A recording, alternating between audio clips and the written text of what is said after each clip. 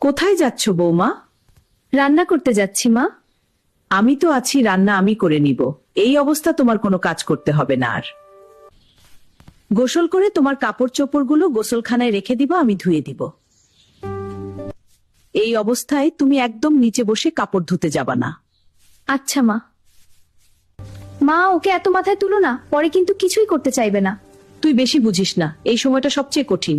ও শুধু আমার বউ না, আমার মেয়ে। ওর খেয়াল রাখা আমার দায়িত্ব। এই ঘুমা মা, আমি আছি পাশে, কিছু দরকার হলে আমাকে ডাকবি। আপনি না থাকলে আমি এতটা সাহস পেতাম না। নিজের মায়ের থেকেও বেশি আগলে রাখেন। তুই এখন শুধু বিশ্রাম নে, বাচ্চাটার সব দায়িত্ব আমার। আম্মা, আপনি না থাকলে আমি একদম ভেঙে পড়তাম। চিন্তা করিস না, আমি আছি। জি, বোমা বাবু কি ঘুমাইছে নাকি?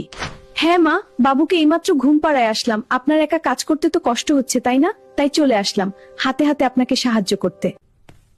না না, তোমার কোনো কাজ করতে হবে না। তুমি তাড়াতাড়ি গোসল শেষ করে এসে বাবুর পাশে গিয়ে একটু ঘুমাও।